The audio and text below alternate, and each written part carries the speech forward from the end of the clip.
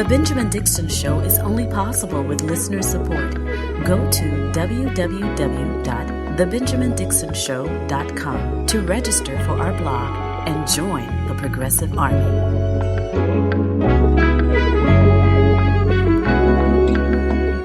Today is Thursday, August 6, 2020. Thanks so much for joining me. Today marks the 75th anniversary or commemoration of the atomic bombing at Hiroshima. And in a few days, it will mark the 75th anniversary commemoration of the bombing at Nagasaki. I just want to put that out at the beginning of the show. The only times that a nuclear weapon was actually used was committed by the United States of America. It's also an important day to do a really hard shift. It has nothing to do with Hiroshima and Nagasaki, but today is my father's birthday. He would have been 74 today. Actually, no, I'm sorry, 76 today. He was born 1 year. I actually mentioned that because I wonder what type of trauma, what type of fear my grandparents had bringing a baby into the world, and then just 1 year later to the day, on his birthday, the United States dropped a nuclear bomb. It just reminds me of the type of anxiety and fears that we have today. We have children, and then we have brought them into a world that is so irresponsible, so unnecessarily cruel, that not only the things in the past that have happened that are a stain and a blight on the character of this nation, but things that are currently happening. I think about that often. And what kind of world did we just give birth into?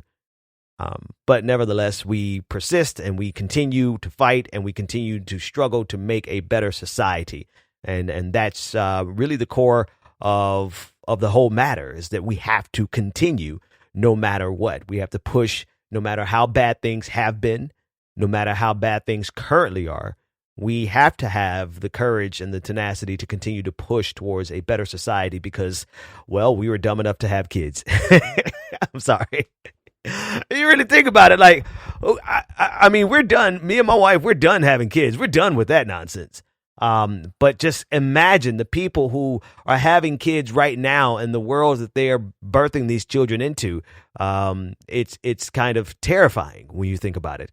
But I digress. There's a lot happening in the news. We got a lot of great voicemails about the things that are happening in the news. We'll cover those.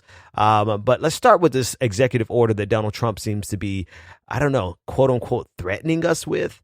It really presents some interesting overlaps. And here's what's going on. Congress has yet to reach a deal on unemployment benefits, eviction protections. They're still playing politics as usual. And the Trump administration has floated the idea that they could bypass Congress altogether and directly restore those $600 unemployment benefits and create protections against evictions and including a suspension of payroll taxes. You got to get that in there. You knew that he couldn't actually just do something good for the people without giving a major handout to corporations and weakening Social Security. There had to be a catch to it. But the interesting overlap here is that a lot of I'm seeing articles being written about as if this is a bad thing. And granted, I don't know if you're an institutionalist, if you're more concerned about the institutional power of the presidency and him overstepping that power, then I guess you could see this as a bad thing. But I don't give a damn. I'm going to be honest with you. If don't threaten me with a good time, Mr. President. Seriously, if you're going to use an executive order to help the American people, I don't care if obviously, whether or not he can actually do it, that's debatable, right? Whether or not if he does it and then will it hold up in against legal challenges, that's also debatable. But I wouldn't want to be the person bringing a legal challenge against the president actually doing something good for the people. This is where it becomes tricky because, I don't care about the politics here. At the end of the day, who's going to do something for the people that are hurting in this country, in this coronavirus? If a bad man does a good thing, doesn't mean that we got to oppose it. This is what he said about it. Listen in. They want bailout money. They're not interested in the people. They're not interested in unemployment. They're not interested in evictions, which is a big deal, the evictions. They want to evict. A lot of people are going to be evicted. But I'm going to stop it because I'll do it myself if I have to. I have a lot of powers with respect to executive orders, and we're looking at that very seriously right now. But what the Democrats want, they're slow rolling it, and all they're really interested in is bailout money to bail out radical left governors and radical left mayors like in Portland and places that are so badly run. Chicago, New York City, you see what's going on over there. Bail out cities and states who have been poorly run and spent a fortune doing it. They want $1 trillion, and we're really not interested in that. All right, I wanted to leave those last few parts in there so that you can have context about the BS that's underneath this, right? This is, I don't believe him at all. Let me just say for the record, I don't believe Donald Trump would actually do something good for the people without there being something attached to it that either directly benefits him politically or that harms his opponents or it just strokes his ego. I don't think that there is a genuine bone in his body of concern about the well-being of the people. That's why I left the context, because everything that he's saying after that is BS. He's targeting cities to keep bailout money from them that are Democratic cities, that are democratically led cities, which is ridiculous. He has constituents, he has Republicans in those cities and in those states, but he's willing to sacrifice those cities for politics, for cheap politics at that. So whether or not he can actually do an executive order, which was buried dead smack in the middle of that clip, right? He said, "I'll do it myself," right? If he actually does it, then fine. Do it, my dude. The people need a bailout. The people need a bailout now. But I just can't put too much stock in it. I can't. I cannot put too much stock in it because I know for a fact, we all know that they are bad faith actors. And so anything that they do must either stroke his ego or benefit him, even if it's in the most petty political way. Here's his chief of staff, Mark Meadows, basically claiming that they can do this, but really just kind of weaseling his way around the question. Authority to do that with an executive action, with simply writing his signature? Well, we've been looking very closely at that with legal counsel and getting opinions on that. And because of some of the flexibility we have from the previous CARES Act, as well as the executive privilege that the president enjoys broadly, we believe that we can address those two things. He will address those two things. So the good news for your viewers is if Congress can't get it done, the president of the United States will. And of course, the reason Congress can't get it done is not only because of politics as usual from both sides of the equation, but it's because they have a vested interest in not doing things for the people. We've discussed that quite at length. They have a vested interest in making sure the American people never come to terms, or never come to the realization, rather, that America has the capacity to provide a baseline of living for every single American without compromising anything about capitalism, right? We're not talking about socialism or communism. We're talking about just providing for your people. Canada sends every citizen $2,000 a month. Canada sends every citizen $2,000 a month throughout the duration of this pandemic. And the problem is that once people realize that the government is capable of doing that, they will continue to demand that the government does that, continue to do that, whatever the proper conjugation there is. But that's what they want to avoid. And they are willing, they've already demonstrated that they will pour trillions of dollars to corporations, billionaires, and Wall Street, but they won't do the same thing for the American people. That's why nothing is getting done. And so I think if nothing else, this is actually nothing more than political posturing, right? I think it is a quote unquote threat.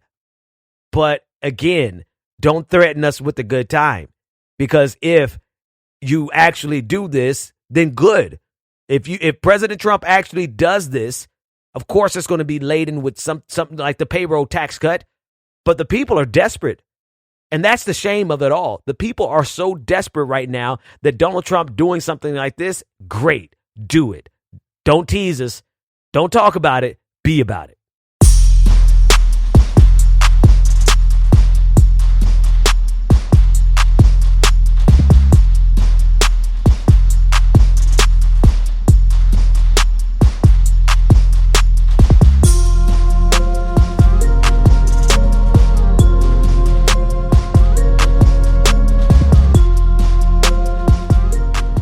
I want to read a couple of lines from this report from Newsweek.com. Roughly 50% of white voters would vote to re-elect Republican President Donald Trump if the election were held today, according to a new poll by Hill Harris X. Overall, the poll found that 43% of voters would choose Biden in a present-day matchup, whereas 40% would choose Trump. In a mid-July poll by Hill Harris X, Biden had a 7-point national lead over Trump. Although the poll showed Democratic presidential candidate Joe Biden beating Donald Trump in an immediate matchup amongst almost every other demographic, Trump led Biden amongst male voters 45 to 43%, to Midwest voters 42 to 39%, independent voters 35 to 33%. That's horrible. And voters earning above $75,000 by 48 to 39%, and voters aged 35 to 49 by a margin of 44 to 37%. Listen, this is not a foregone conclusion. There is no foregone conclusion that Donald Trump will be defeated. 50% of white people. White folks, what's wrong with you? Can we start there? I mean, it's all we're going to go demographic by demographic here. But white folks, what is wrong with you? What's wrong with your cousins? I mean, this man is literally killing you all. Literally. It was hyperbole at first, but now we're talking about literal death. 160,000 Americans dead. The majority of them are dead and didn't have to die, but they are dead now because of Donald Trump. And you clowns are still 50% of you are still voting for him? Something's like, is the racism that rich? No. This is the question. Is the racism that rewarding? Is the cruelty that rewarding that you are willing to die? Because that's what you're getting when this is no longer hyperbole. I wish that it was. I wish that this was an exaggeration and fear mongering, but the truth of the matter is 4 more years of Donald Trump means that we're going to have 4 more years of this madness that we're dealing with coronavirus. If anyone can extend coronavirus for 4 years, it's going to be Donald Trump. We're literally dealing with the coronavirus right now in a fashion that was completely unnecessary. We could have had this thing seized and under control, but no, Donald Trump. And yet 50% of you clowns are going to vote for him. Now, I know no one in my audience, none of the white folks, appreciate you. You're not going to vote for him. But what's up with your cousins and them? What's up with your family members? I know you guys do your best when you sit down at Thanksgiving dinner, and you probably are the black sheep of your family because you tell them all, but help me understand. Help me understand it at this point, because you can't say it's the economy, because the economy is completely tanked. Of course, rich people are doing better, which makes sense. 75%, people who make over $75,000 a year, Trump has a pretty commanding lead, 48% to 39%. I'm not understanding the age. I guess 35 to 49 represents like older generation X. Some millennials in there, and he's leading 44 to 37%. What is wrong with these people? And it could be more of a testament. It's a combination, not more of a testament to, but a combination of the lack of enthusiasm around Joe Biden in the first place. Look at the independent voters. 35 to 33%. That's within the margin of error, but that should be terrifying. You can't win in America without getting that independent vote. I expect the male vote. The male vote, especially the white male voters, 45. No offense, white men, but 45 to 43%. I mean, that's still within the margin of error. But come on, folks. I know everyone hates Joe Biden. Rightfully so. But if there's one thing that we can guarantee, that we will not continue on this suicide path with coronavirus. We won't. I'm not going to tell you that everything else is going to be. No, I don't think anything else is honestly going to get better with Joe Biden. But I can honestly tell you that we will not be on a path that has children going to school right now in the middle of a damn pandemic, teachers going to school right now in a pandemic, and because Donald Trump himself has politicized wearing masks, we have these pictures coming out of every high school that is open so far where the majority of kids aren't wearing masks. And the hallways are crowded. I don't think anything else is going to get better with Joe Biden. But I do believe without a shadow of a doubt that, damn it, we will not be on a collision course with oblivion. because of the idiocy of Donald Trump around COVID-19. But folks are committed to their bigotry, man. Folks, I like these white folks who are supporting Donald Trump. I think the racism is that rewarding to them. I think the cruelty is that rewarding to them. I think the tax breaks that they got are that. But listen, you don't have to worry about Joe Biden raising your taxes. Joe Biden is not going to. You don't have to worry about Joe Biden defunding the police. He's saying, I mean, come on, folks. Let's be realistic. If you choose Donald Trump over Joe Biden, the only reason you could honestly do it is because of the level of cruelty and how he revels in the racism. And it's not like Joe Biden isn't going to give you some racism. Here's Joe Biden today. Yes, and by the way, what you all know, but most people don't know, unlike the African-American community, with notable exceptions, the Latino community is an incredibly diverse community with incredibly different attitudes about different things. Actually, that was my first time hearing that shit. What the hell is wrong with Joe Biden?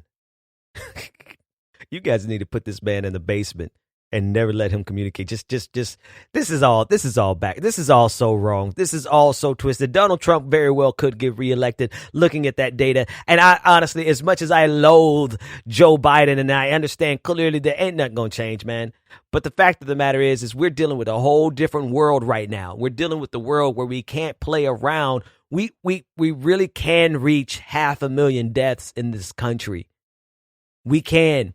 And I'm sorry, like the immediate threat that coronavirus poses, particularly how it has been handled by Donald Trump, that supersedes every other issue. I don't know if it supersedes every other issue for you, but for me, death supersedes every other issue. If somebody has a gun to my head and there's all kind of other problems going on around me, like there's like somebody's robbing a store around me, somebody is trying to steal my car, somebody is, you know what I mean, trying to cancel me on Twitter, all these things that are happening around me. If someone has a gun to my head, that's the only thing I'm worried about. And right now, the way Donald Trump's ego is set up, the way his brain malfunctions, the way he engages in the level of absurdity and stupidity, particularly around COVID-19, is a gun to the heads of Americans. And no one really makes a good decision. No one can think clearly and rationally when they have the fear and the threat of death levied against them. And so this is not to say that we are in a place to make rational, good decisions about things, but the thing that's rational first, the most rational part first, is to get rid of the immediate threat. But who am I? Why am I even saying this to you? You know this. It's the 50% of white folks who and it's the fact that the Democratic establishment. I want to play one more clip before we go to a break because I gotta lay this. I gotta just be even in this because the truth is the truth, whether we like it or not. The Democratic Party, you're responsible for this. If Joe Biden loses. No. Let me rephrase this. If Donald Trump wins his second term, it is 100% the fault of the Democratic Party because they did exactly what Jamal Bowman, who just won his race in, I believe, the 14th District of New York. This is what he said in the conversation with Bernie Sanders last night. Bernie, if the Democratic establishment didn't gang up on you and jump you, you would have been the nominee for the Democratic Party. You outraised everyone. You was killing them. They had to jump you in order to beat you. So I just want to say that outright. If they didn't jump you, you would have been the nominee. So I just want to say that. My bad. Go ahead. Thank you very much, Jamal. And those are facts. And so listen, we got to hold multiple thoughts. These are not complicated thoughts. This is not a challenge of cognitive dissonance at a level that we can't handle it. And again, you can do what you want to do. I want to stress that you do what you want to do, but you're listening to my show. So these are the thoughts that I'm holding simultaneously. Number one, Donald Trump is a threat like no other, specifically because of COVID-19. We will be dealing with COVID-19 for the next 2-3 years if this man gets another term and continues to bungle the response. For what reason? There is no actual political. It is all because of his ego and his narcissism and his megalomania. Okay? And so that he is the imminent threat. He is the very clear and present danger to your life. 160,000 people would confirm that if they could, but they're dead. Number two, this is not a foregone conclusion. It's very possible that Joe Biden will lose, rather that Donald Trump will win. If you look at the Newsweek, the polling data, it does not look convincing, all things considered.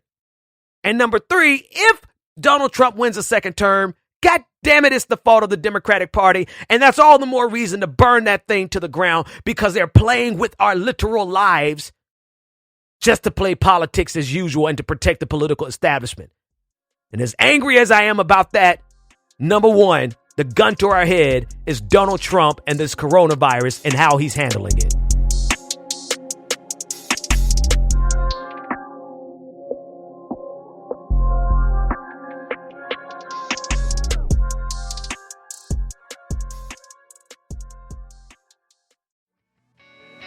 Welcome back to the Benjamin Dixon Show.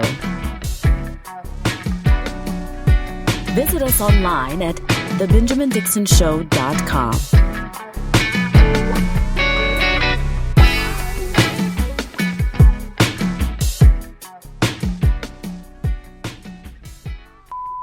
Hey, Benjamin. This is Stephanie calling from Panama City, Florida. Actually, I wasn't going to call, but that changed as I've seen a Trump supporter with his bumper stickers, Veterans for Trump, and all his bumper stickers that supported Trump lets me know that he's part of that 50% number of white Americans that will vote for him again. And I am convinced that they will do it again. Even with COVID killing grandma, they do not care. And those who did this in 2016 will go right back in that voting booth and did it again. In fact, the county that I live in was a little above 50% that voted for him the last time, and they have his vote this time. That's absolutely the truth. And I folks, like I know that some of my friends on the left, again, I'm not going to, because I don't care to tell you that you have to vote for anybody, because I know that that's got to be a process that you go through for yourself. And some people have gone through the process and they have come to the conclusion that they simply cannot vote for Joe Biden. I get it. The more they put Joe Biden out in public, the more difficult it is for me to vote for that man. The more he says the ignorant stuff that he says, so I get it. So I'm not one that's going to sit here and lecture you and say, you got to go vote for Joe Biden. But what I am going to say is that we're in a time, man, the stuff that's happening around us right now, I don't want it to have to come to the point where we have all lost somebody close for us to realize that the damage that this man in the White House has done was sufficient enough for us to put everything secondary. And I don't ever talk like this. But folks, we're losing about 1,000 people a day. A day. And I feel like we have a justifiable reason to reprioritize our priorities. 1,000 people a day. That trumps everything else. For me, I don't know if you're there. I don't know if you're at the place where you can see this many people dying and say enough's enough. And the reason they are dying is because we have politicized something as simple as wearing a mask. A Georgia second grade, and before I get to that story, not only wearing a mask, but insisting that we open schools in the same fashion that they have always been open, instead of utilizing the online virtual option. Like, we're really seriously putting our kids in harm's way. And I'm sorry if you're a numbers person and say, well, only like 0.1% of them are going to die. Hello, that could be your child. So I'm not a numbers person on this one. Actually, I am. The fact that 0.1% of them could die, or 1% of them, or whatever percentage of them could die, is too many. I can't rationalize away. For what benefit? Right? If the true concern is education, then the kids can get a proper education virtually. It's because of the politicization of this pandemic. I can't believe we're even having this conversation. Like honestly, I should not be discussing. Let history reflect that I honestly think it is the height of absurdity that we have to talk about the politicization of a plague that's killing us 1,000 people a day. 1,000 people a day, still to this day. And we have become so desensitized to it that we're like, Let me move to this story about this Georgia second grader. The day after school resumed at Sixes Elementary School, Georgia, a second grader reportedly tested positive for coronavirus. This is according to CBS News. The child's teacher and classmates will now be sent home to quarantine for 2 weeks while their classroom undergoes a thorough cleaning. Yeah, like that's going to be enough. Elsewhere in Georgia, at Cherokee County, dozens of seniors gathered at two of the district's 6 high schools to take traditional first day of school senior photos, with students squeezing together in black outfits. No one in the picture at Sequoia High School in Hickory Flat or Etowah High School in the Woodstock area wore a mask. Brian Audot, again, this is all coming from CBS News, superintendent to one of the many school districts in Georgia where students were not required to wear masks, said wearing a mask is a personal choice and there is no practical way to enforce a mandate to wear them. Another superintendent said, Brian Hightower said, for those who are unhappy with various facets of our reopening plan, I ask you to reflect on the best direction for you and your role with the CCSD. Centers for, I don't know what the CCSD stands for, whatever. Don't feel like looking it up. The absurdity of this. Like, can I just ask a real practical question? How is it that they can enforce dress codes at schools, like no spaghetti straps? And no skirts above the knee at some schools, but they can't enforce a mask requirement. Like if it's the combination of the things, it's the confluence, it's the collision of the stupidities. Okay, it's the fact that one, they're insisting that schools open back in the middle of a plague. Okay, that's bad enough. That is bad enough, but you compound the problem by not even trying to enforce a mask mandate. So it's both a bad decision on top of another bad decision, the politicization of a plague that's going to get even more. And they're so confident in it. This is what's leading our country. This is what's leading our country. A level of confidence in a level of stupidity. Let me rephrase that. It is a level of confidence combined with a level of stupidity that's going to get even more people killed. And every time I talk about COVID-19, I have some brilliant moron who jumps in the comment section and says, you're just fear-mongering. Friend, I've had 2 friends die of this. Okay? And perhaps you're a type of individual who sits back and you're going to have to wait till either you get sick with it and realize that it's not just the flu, or someone you love dies from it. And the fact, see, therein lies the problem again. It's a level of stupidity that exists in society generally. This stupidity did not originate with Donald Trump, but it's the fact that Donald Trump cannot be a leader enough to not play into that ignorance. He literally feeds it and fuels it. And now we're at 100. I think other people are like, oh, the numbers aren't real. Do you understand? I need to make something clear. If you don't think those numbers are real, I want you to try something. Die and see how long it takes them to bury you. No, seriously. Drop dead and see how long it takes them to bury you. The morgues, the funeral homes are backed up for 2 weeks. They normally can get your body in and out of a funeral home within a few days. Every funeral home across this country is backed up for 2 weeks. Your family member cannot be buried for 2 weeks.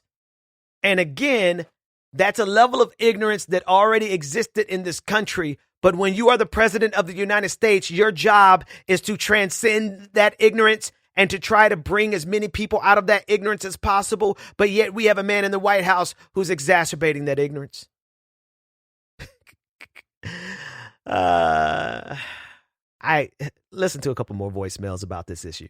And no, I modulated this voice. I adjusted this voice because the caller was concerned about being exposed despite the whistleblower protections. I just wanted to make sure I protected their voice. I'm an educator in a public elementary school in Massachusetts. Those photos in Georgia are terrifying to me, and I can't speak to contract tracing there, but locally in Massachusetts, I think there's a lack of understanding and the risk involved even with a hybrid model.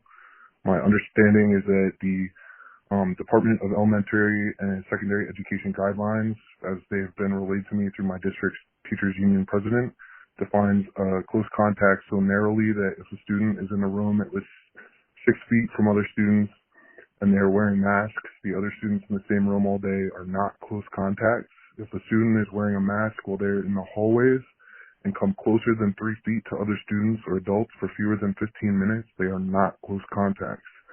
Practically speaking, this means that if a student is in your child's class and they test positive for COVID-19, your child is not defined as a close contact, and there's no need for testing or contact tracing. I don't know which school districts are going to follow that, because quite frankly, if a student in your child's class has head lice, most districts will send a notification home saying, hey, somebody in your class has head lice, you should check your kid's head. But when I see those pictures in Georgia and I think about even the hybrid models here, I just worry that there's just not enough policy around what this will look like. And I just don't trust any. I'm so afraid of it. Without a national response, without someone willing to put their political life on the line, without people being brave enough to rise to this moment, we're going to have this patchwork of quote unquote solutions that are not solutions. As that last caller was saying, like the definitions that they have in terms of what's close contact and what warrants your child being quarantined or tested, even in Massachusetts, is questionable. There's levels to this thing. It's not all ignorance. Some of it is commitment to a system. Some of it is commitment to normalcy. But whatever it is, the combination of all those things added with the ignorance that's coming from the White House, we are really putting ourselves in line for an even greater disaster. And that cannot be overstated, no matter how much you try to deny the reality of what's going on around us. Go to www.patreon.com/The BPD Show and get twice the content and unfiltered interviews without any of the commercial interruptions. And here we go. At this point in every single episode, I'd like to take a minute to thank the people who make the show possible, our patrons. Very special welcome to Mike Peters. Thank you for becoming a patron. Carrie Watkins, thank you for becoming a patron. Ahmad Khanna, thank you for becoming a patron. Ann P. Brown, thank you for becoming a patron. Wait a minute now. Everybody just bob, yo. Evan Arst, thank you for becoming a patron. You too can become a part of this prestigious and prodigious patron family by going to patreon.com/The BPD Show, where you get twice the content, uncut, unfiltered, unedited interviews, none of the commercial interruptions, and you give me the ability to speak truth to power, whether the powerful like it or not, but more importantly, power into the powerless, whether the powerful like it or not. You heard me? Welcome back to The Benjamin Dixon Show. Visit us online at thebenjamindixonshow.com.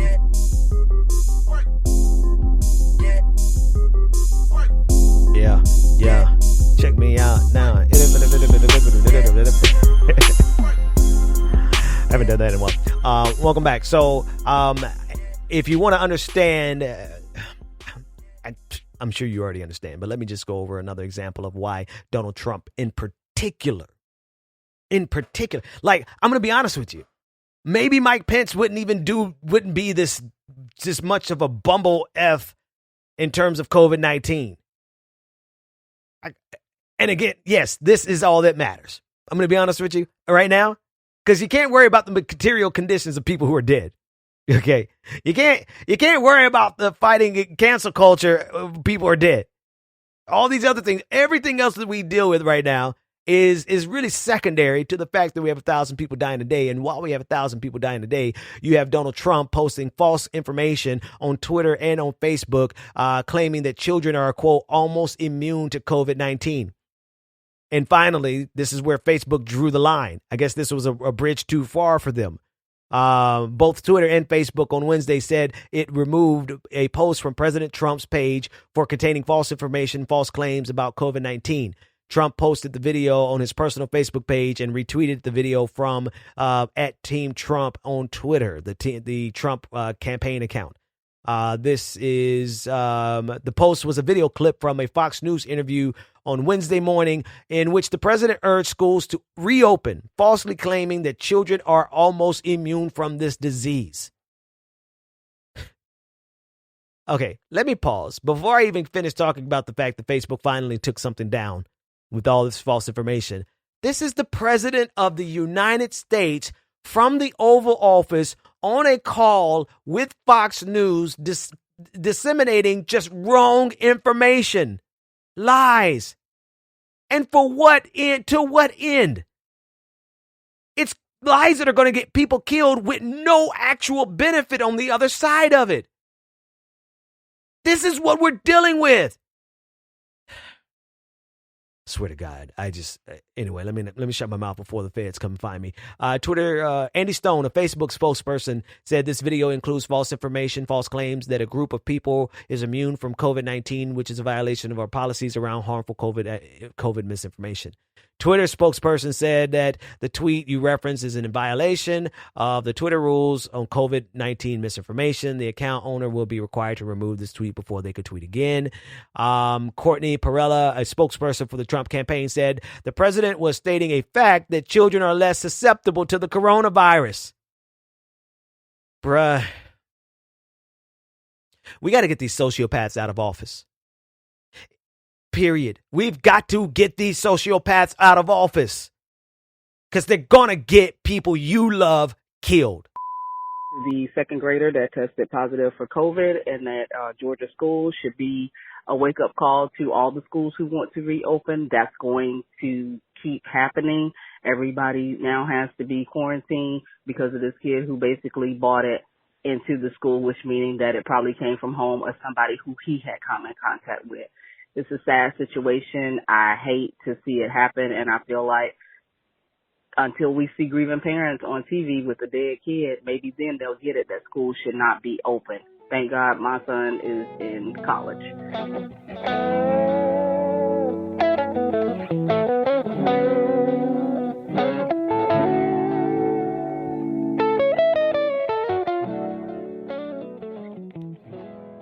I hate the idea that it will take grieving parents.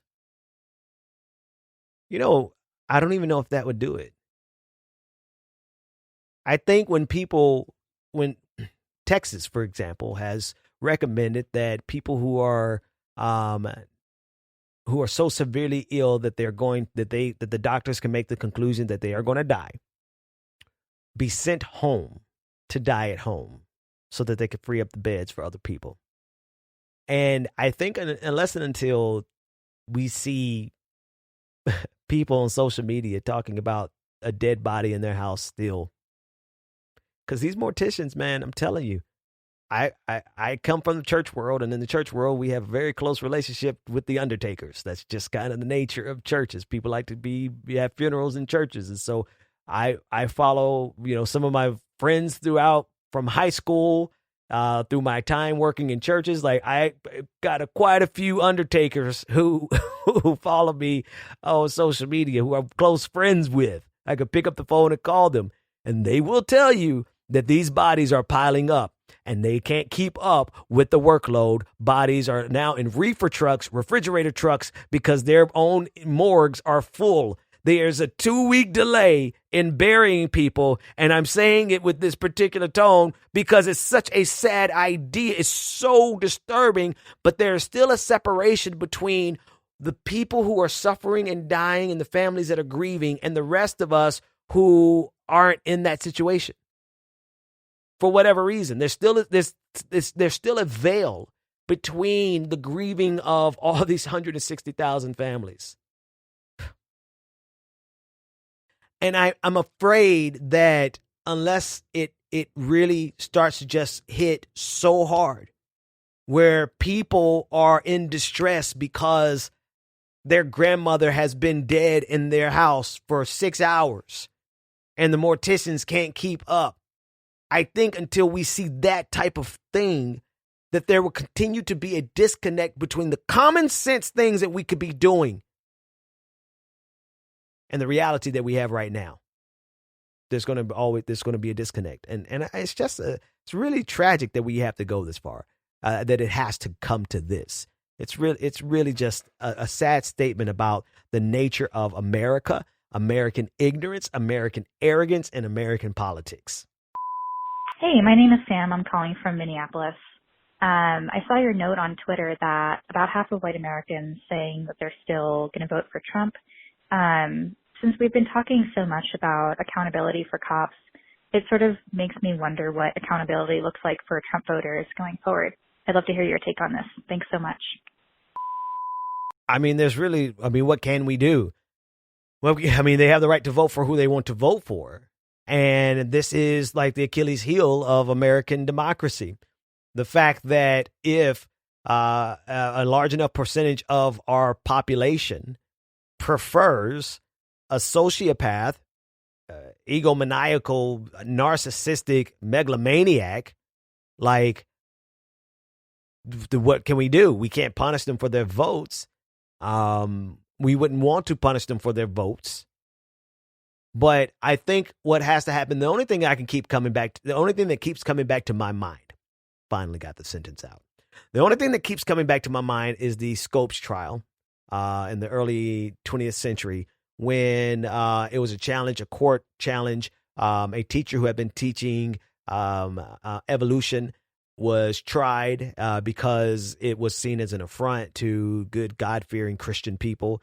And the way the trial played out was such an indictment of a particular way of thinking, of anti-science thinking. It was such an indictment that it set back the evangelical movement for like 50 years, like actually 60 years. You really didn't hear a significant amount from this political movement that sought to use religion as the baseline for our political engagement, that later became the evangelical movement, the moral majority. You really didn't hear from them for like 50, 60 years. The reason this is on my mind is because it was the public embarrassment, not the shaming that we do right now, right? Now, I'm not talking about the cancel culture that we do right now. I'm talking about what was done was such a public embarrassment to all the people involved on the wrong side of the equation, right? All the people who wanted this man to be found guilty of violating like religious institutions or whatever. I don't have the specific language. I've covered it before, but I don't have the specific language. But all the people who opposed this teacher and wanted him to be found guilty, they were embarrassed because of the display that took place during the trial was so unequivocal. It was so clear. It was such an indictment of the level of ignorance that they engaged in, that they were relegated to the dregs of society for like a couple of generations. The ignorance never went away, but it subsided. And the only thing I can see is that this coronavirus is sort of going to be that moment, especially if Trump wins another term. The damage that this type of thinking is going to do, we're going to see 500,000 people die. You make that a headline. If Trump wins re-election, we are going to see 500,000 people die. What would make you think otherwise? Based on everything that he has done to date, you might think that headline is clickbait and salacious, but based on everything he's done to date, what makes you think we're going to get out of this without another 300,000 people dying? Based on the fact that he's insisting that kids can't get COVID-19, they're all but immune. He's insisting that schools reopen, and he has politicized wearing masks so much so that now it's a personal decision. It's a personal choice that you have to make about your own body. That's where we are. So what makes you, if Donald Trump gets another 4 years, we're going to see at least 500,000 people die. Clip that, quote that, Try to get me canceled for saying something as salacious as that. But I don't think anyone can honestly say to the contrary, especially based on all the evidence to this date. So that being said, those 50% of people who are still white folks who are still voting for Donald Trump, I think that they're gonna have to wear the shame. They're gonna have to wear the shame of knowing that they contributed to the demise of that many people.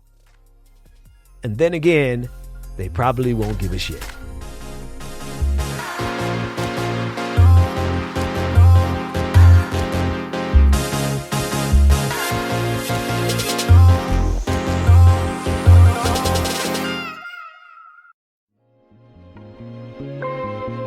Welcome back to The Benjamin Dixon Show.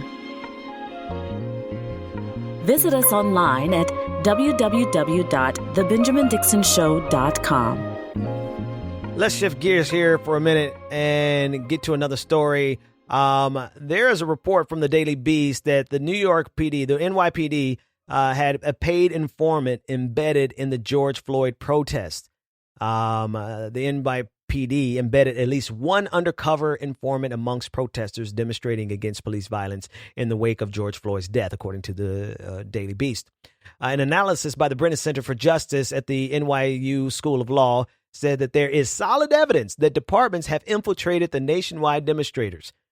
Something, it says, can only serve to further harm the already damaged relationship between the police and the citizenry, you think? In North Dakota, an officer posed as a protester while taking pictures of activists and yelling, "F the police." In New Jersey, undercover cops dressed as Hasidic Jews to observe a rally against racism and police brutality. And last but not least, in Texas, plainclothes officers have been circulating at protests to identify criminals. Now, this is no surprise. The audacity and the unmitigated gall of these pigs never ceases to amaze me, but I'm not surprised. When you think the U.S. government officials have been infiltrating groups for as long as we can remember, anybody that they deem extremists, all the way back to Dr. King, before Dr. King, quite frankly, but I mean, most notably, COINTELPRO. MLK, you recall, Dr. King was sent letters by the FBI threatening to expose his lifestyle, his extramarital affairs, if he didn't commit suicide. I mean, the feds are some ruthless, evil, nasty, sadistic, malicious, malevolent bastards. Period. And I think one thing it does, though, I think even this article putting it out, we know these things go on. Let me start there. We know these things go on. Having confirmation of it really just confirms what we already know, but it also serves to make everyone suspicious of everyone. And while what I'm getting ready to say is not a solution, it does address some of it. This is why protests in these communities have to be communities. You got to know who you're protesting with. You have to know who you're organizing with. And that doesn't solve the problem in its entirety, because these undercover agents, these feds, they are committed to the long game, and they will be your best friend for the longest time. And then all of a sudden, they've ratted you out. So it's not a holistic solution, but it is partially, right? It's not a holistic solution, but it's something.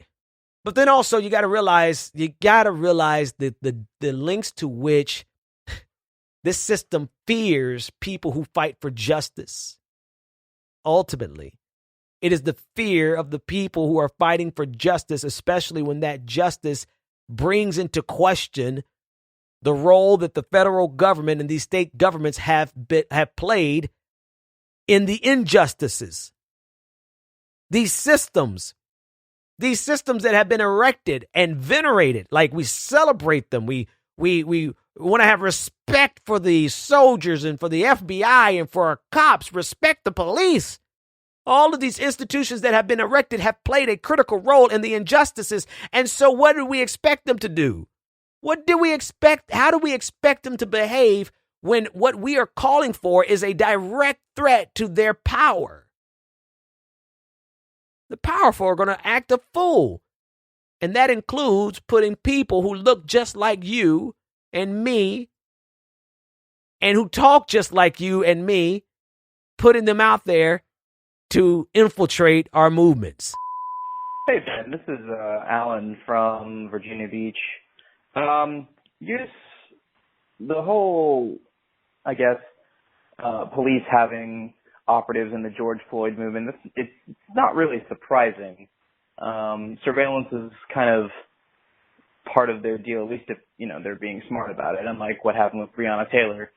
And these people, they really, they get nervous when, they're outnumbered. This is what happens, and they look for any opportunity to declare a riot and attack people, it seems. They could declare a riot, suddenly, poof, your rights are gone, if you can even call them that. They're really privileges. You listen to people like George Carlin really talk about that at length. And, these people who are, been told they're there to protect us, but, they're really not. They're really just hurting people. And they, are doing everything they can. The whole riot started, it was a peaceful protest at the beginning, and it became a riot because people started breaking things. And it was going around for a while that the guy who broke into the AutoZone was a cop. And now they're saying it was a white supremacist, and no one's really 100% sure about it. But I mean, that guy really, really started the whole Minneapolis turning into a riot that it became. And then from there, the movement just sparked beyond anything that anybody could assume it would. And now it's moved from Minneapolis to New York to Portland and to all these other places. And, as soon as people started being peaceful, the cameras started going away, and you've got people saying Black Lives Matter is Marxist, and it's just a whole bunch of counter narratives and narratives being drawn up, and it's one giant PR campaign, and one that we on the left need to win. Anyway, thanks for your time. And on to the feds having operatives in the George Floyd protest, it does not surprise me in the least. Nothing surprises me anymore. On that note, all we can do is try to stay safe and stay well as we possibly can. And I think it's we're at 88 days. On that note, bye-bye.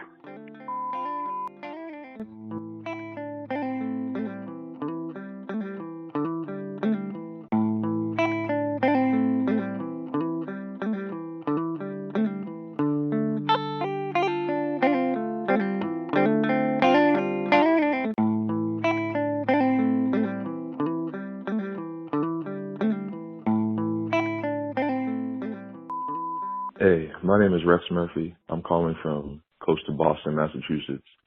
And I find it very fascinating that white supremacist capitalism can manage to not only get in its own way of amassing capital by costing people far more by doing such destructive things as opening up schools when it would be genuinely far cheaper just to keep them closed and work on remote teaching and not have this whole kerfuffle and this whole, well, what's going to end up being a bunch of dead children, really, and dead educators and bus drivers and janitors, everyone involved, just to maintain some level of power entrenchment for those that want to get their short-term profits out of the system keeping going despite a global pandemic. It's, wow. Rex, I feel you, brother. Wow. The level of commitment. It makes absolutely no sense whatsoever. And it speaks to a level of derangement. It's a commitment. They're sending their own kids out. Bro, do you know what I wouldn't do to protect my kids? I mean, from everybody. Hell, from myself. From family. But yet they are sending their children out into a damn pandemic, and they're doing it as I said. Now, I'm going to be fair. I want to be extremely fair, because some people are doing it because they have no choice, because the way our system is set up, they are not going to be able to stay home and get any type of assistance, because they don't want to provide for the people. And so some essential workers literally have no choice. They have no family that can help them. They have no way. Their kids are too young to leave at home by themselves. So there are some people who are literally in this situation that have no way out. And to them, my heart goes out to them. They are the real victims here. The real victims are the family members who are having to send their children out to work because they have no other choice. And then, God forbid, they contract COVID-19. But on the other side of the equation, you have people who are making political statements by sending their children into this damn pandemic. What type of sociopathy is that? Where you sacrifice your children and you send them out there without a mask. Oh, it's the compounding. It's the compounding gravity of it all. It's just one dense, imbecilic decision on top of the other. You have the choice of keeping your kids home. You choose not to for a political statement, and then you send them out to school without a mask because of a political statement. Are you even going to grieve if they die? Are you even going to grieve if they die? Or are you that committed? Are you so committed to the underlying issues, to the underlying derangement? Are you so committed to your politics that your children are just necessary sacrifices? That's what we're dealing with. My name's Ike from Sacramento, California. Calling in regards to the second grader that tested positive for COVID-19. Mr. Dixon, I just think that it's very unfortunate that we live in this country where people are totally disregarding science. I mean, I go out every single day, whether it be a walk in the park or to the grocery store, and the amount of people that aren't wearing a mask is surprising. It is frustrating, and I just don't understand why people refuse to believe that this disease is real and that it is disproportionately affecting Black and brown communities. And I really believe that is why folks do not care. The thing is, the people that run the country, their kids aren't going to be going to school. They're going to be going to their private schools. They're going to be getting homeschooled, and they're not going to have to deal with what the majority of American children are going to have to deal with when it comes to this. What about the teachers? What about the spread in the community?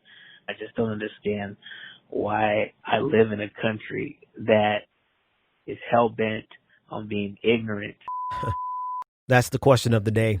A country that is hell-bent on being ignorant to the extent that they will sacrifice their own children. That is America. That is the real America. And I think all of the ignorance and all of the intentional obtuseness and all the weaponized ignorance that was necessary to prop up a regime that was unsustainable from the beginning, is all of that ignorance is coming back to bear.